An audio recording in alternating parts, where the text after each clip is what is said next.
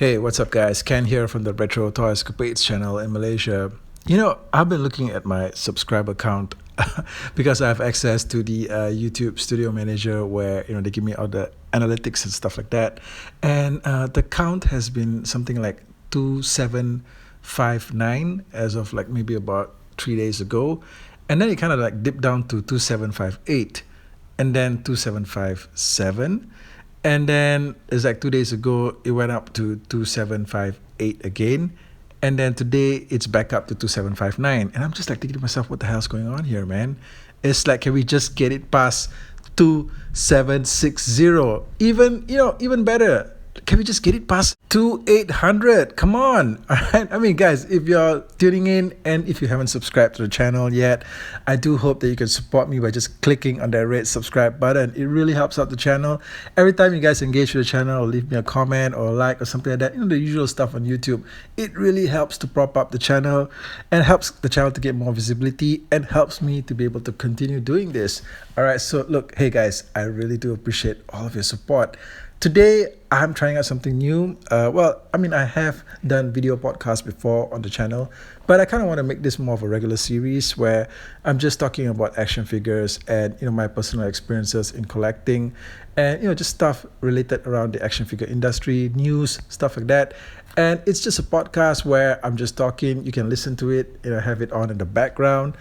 If you do look up at the screen, you may see something interesting, okay? I can promise you that though, okay? But it's more of a podcast, yeah? So today I actually wanted to get into something where I was thinking back about the time at the beginning of my collection stage, all right? When I really started to rediscover action figures again. And it was kind of surprising because when I think about it, the action figure line that actually did bring me back all those years ago in the early to mid 90s was in fact the Alien and Predator figures from Kenner. Now, of course, I spent most of the 80s being obsessed with all of the action figures that were coming out during that time. And then somewhere around 1989, it was, it's like a whole lifetime ago. That's when I pretty much got into high school. And I'm not really sure how it actually happened because it seems like everything that I was so crazy about, it kind of just evaporated. Right, that need to want to get into action figures and to want to collect everything that I saw at the store, that need sort of just evaporated. I was getting into high school, things were getting a little bit more serious. All right, and it seems like when you're in high school, the more important thing is trying to be more hip and cool, I suppose, trying to be more street smart, to survive in the sometimes brutal high school environment. There wasn't really a place for action figures. It sort of like became something that just dissipated, But one thing that did continue on was my interest, my passion with comic books. Okay, because I kind of was really into action figures and comics from a pretty young age, and I didn't really have that many action figures, all right, but I did have a lot of comic books. I think comic books were easier to accumulate, and the two comic book series that I pretty much followed through all the way through into teenagehood were definitely the Transformers and G.I. Joe. Okay, the Marvel Transformers and G.I. Joe comics. And there was actually in fact two more. All right, there was the Amazing Spider-Man books that were written by David Michelini, and at the time it was like being illustrated by Todd McFarlane, and then he moved on to Eric Larson and then Mark Bagley. And I think for Captain America, it was definitely only the Mark Gruenwald run. Right, that was ultimately the most satisfying comic book run that I've actually read. All right, up to the end of its run, up to Mark's final issue on the book. And I think after that, it was taken over by Kurt Busiek, if I'm not mistaken. It was like the book was moving into a different direction. But that Mark Gruenwald run, is one that I always wanted to complete. And later on, I managed to actually get back and try to get all those missing issues. All right. So these were probably the 4 comic book series that I was actively trying to keep track of well into teenagehood. But not so much when it came to action figures and stuff like that. It's I think up to 1989, my first year or so in high school, I think Transformers pretty much dominated the action figure scene at that point. It was moving on to things like they had stuff like the Micromasters, and I think the Action Masters, if you remember the Transformers line during that time. But Transformers was being phased out too, right? So the comic book was also coming to an end in just a couple of years' time. And in fact, if I were to really think about it, in the 90s, the early 90s, there probably wasn't really a lot of really exciting action figure lines that was something completely outstanding enough to pull me in. There was the Batman line though from Kenner, all right. But the thing about the Batman action figures is that I didn't really see a lot of them actually at retail, or maybe I wasn't really looking out for them.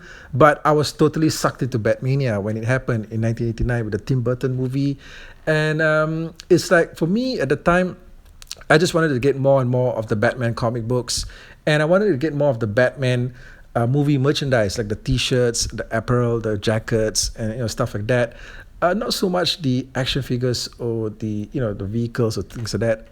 I'm not really sure what happened. It seemed like I kind of grew out of it, and even if I was into it, honestly, I don't think that was something that I was able to procure, and I'd grown out at that stage. Okay, I can't exactly get my folks to want to get me stuff like that. So there wasn't really like a legitimate way to actually own stuff like this, and it also seems at the same time that the stuff on the shelves wasn't really that exciting.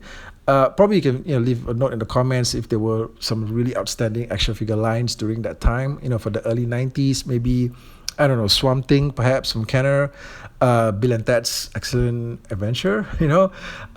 Stuff like that. Okay, but I pretty much stopped thinking about action figures, all right? I mean, you guys may know what that felt like, all right? You go to the stage where action figures were like the last thing on your mind.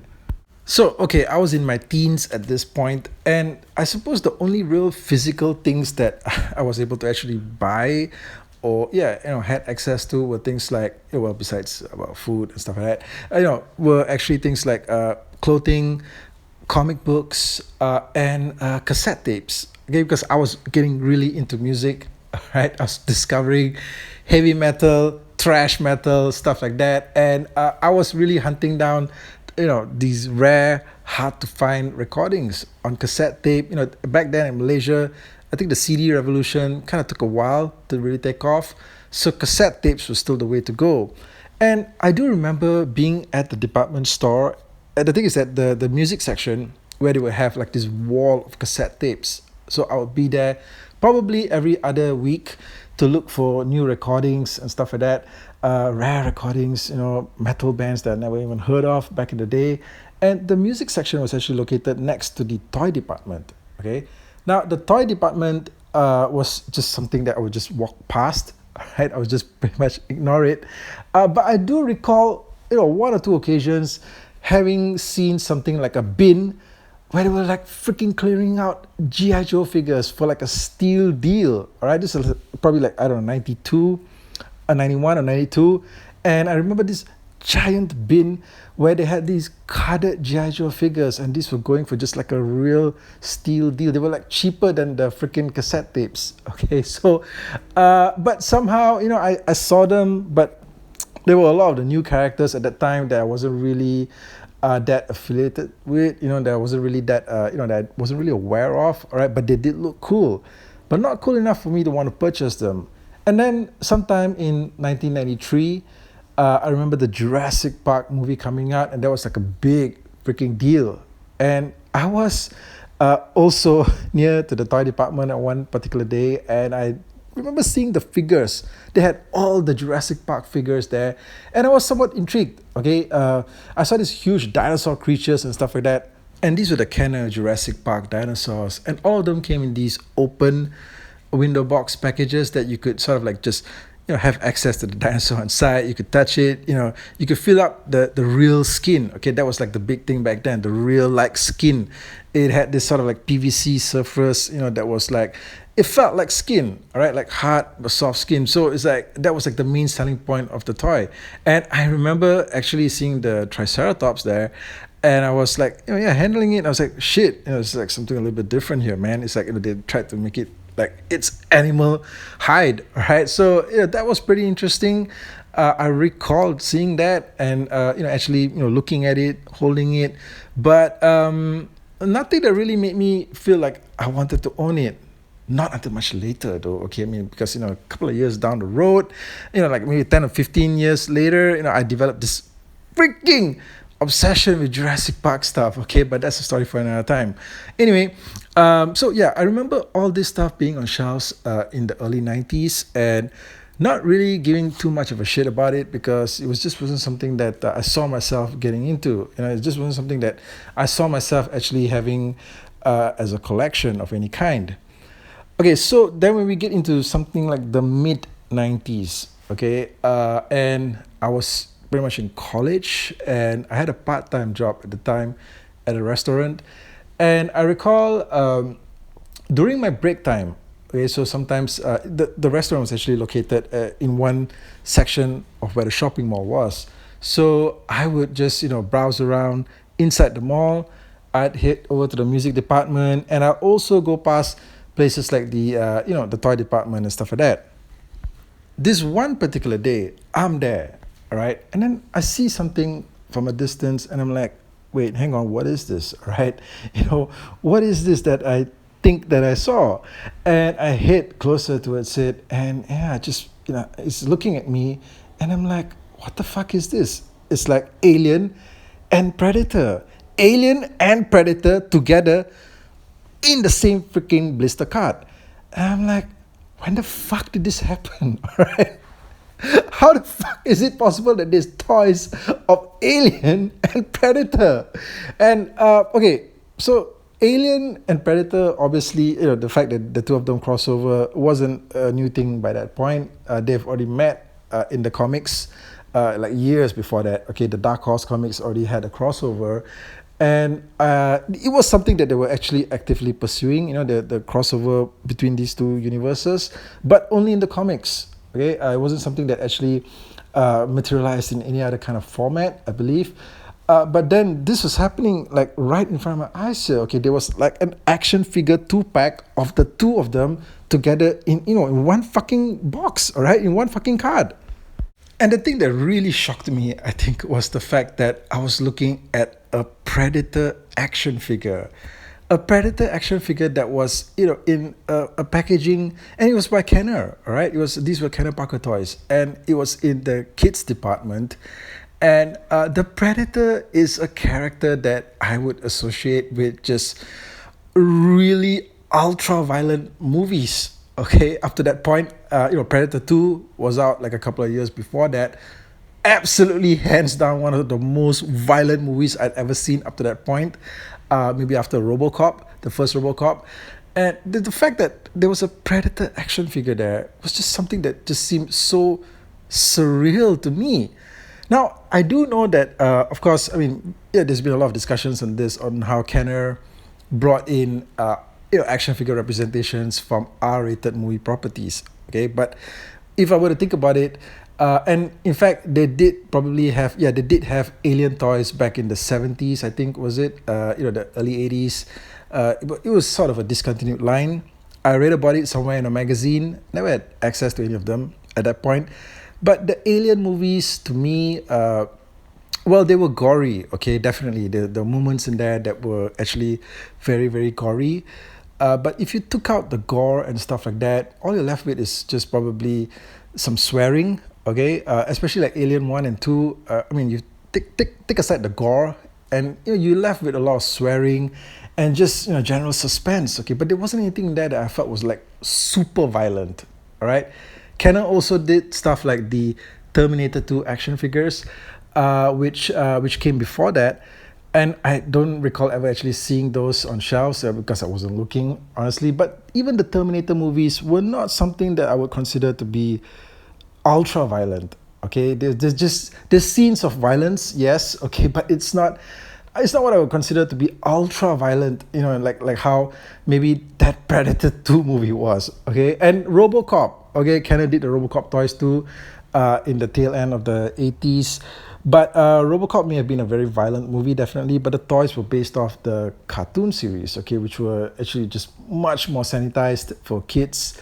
And I didn't really see the relation between the toys that were being put out and the actual movie that was on screens. All right, so that was that. Okay, but when it came to something like the Predator, I mean, the only source material that was there prior to that, I mean, in live action sense, was that Predator 2 movie. So I was just thinking to myself, like, how is this even possible that, I mean, fine, you want to put them in a comic book, all right, stuff like from Dark Horse, which, technically always did sort of like, I don't think they really adhered to the Comics Code Authority, so you could have violence in the comics. So I suppose violence in the comics was okay, all right, because they had an excuse to get away with it. But having a toy that was actually in the kids department, that was like something else, man.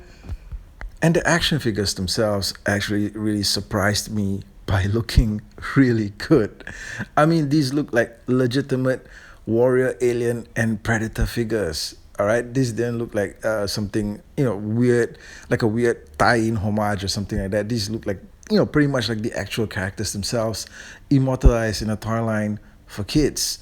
And I was really impressed with the Predator, especially because he came with a generous amount of accessories. Like he had the removable mask, spear accessories, a cannon, all right, a hand cannon of sorts, and then the whole set came with a packing comic book as well. All right, it's like perfect. Okay, you get a comic book and you get two freaking sci-fi movie monsters in one package. It was like the ultimate showdown, the ultimate deal. And I told myself that I had to get this set, right? I absolutely had to get it. And the thing is, when I browsed the package and when I looked at the back of the card, what really took my breath away was finding out at that point. At that point, I find out that there was actually like a whole range of alien and predator figures. Like, when was this even happening? All right, where have I been? Okay, that this was actually happening. And I think at that point, these must have been on shelves at some point, like years before that, right? Because when I came across the alien and predator set, it was the only product of its kind on the shelf, right? And there was only like one unit of it. It was just the only thing that was there. And I was just finding out about the other alien and predator stuff that Kenner had been doing. Right? I had no idea that this was happening. And mid-90s, like early to mid-90s, there was really no way that you had access to information like this. All right. Somebody somewhere else probably had access to stuff like this, like at the tip of their fingertips, all right? But, there was no information superhighway, all right, unless you're Batman, okay? There was no supercomputer that could give you details of anything that you were searching for by just a keystroke, all right? The internet was just like probably 2 or 3 years away, all right? Maybe some parts of the world probably had access to things like the internet. I think it was developing at that point. But in Malaysia, we only had real internet access. And I can tell you this, all right? The year was 1997, all right? That was the year that we actually had pure and proper internet access. So prior to that, there was really no way for you to get like hot action figure related news. There's just no way. So literally, you gotta be on the ground, all right, to find and discover these things. And I just found out about this whole freaking Alien and Predator series that had been going on. And yeah, so I told myself that I had to get this particular set. Problem was, I just didn't have any cash on me at that point, right? I mean, I didn't have enough cash to get this particular set. I don't think it was that expensive. Definitely not by today's standards. But I just didn't have the cash for it. When we say so, I told myself that, look, hey, I'm gonna come back. I'm gonna get some cash for this thing. I'm gonna come back. And I'm gonna get this thing. And I got back to the department store, like probably that same department store that had the Alien Predator set. Maybe like about a week later, I got back there with the cash to buy it, and naturally, it was gone. Okay, I mean, somehow or the other, the damn thing was just not there. Somebody must have taken it. All right, I don't know how long that thing was on shelves. Okay, prior to me discovering it, because it's just like, I mean, one of it there, and I thought that probably nobody was interested in it.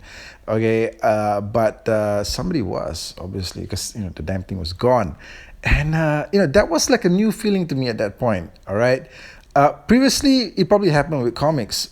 Okay, like I got to the newsagents and they sold out the last copy of this and that, but never actually been an action figure. And as it turns out, all right, so it was gone, and I never saw it again. And somehow or the other, even though I would get into the Alien and Predator collection much more deeper in the years to come, this actual set, the Alien versus Predator 2-pack, I would actually only get a sealed on card unit for myself, for my own personal collection. I would only get it something like 25 years later, That's how it turned out, okay? But after this, all right, okay, so seeing this thing on shelves triggered something inside me, because, maybe it kind of made me feel that, hey, look, there's something going on here that I've been missing out on, all right? If they're doing freaking action figures of stuff like Alien and Predator, what else is happening out there?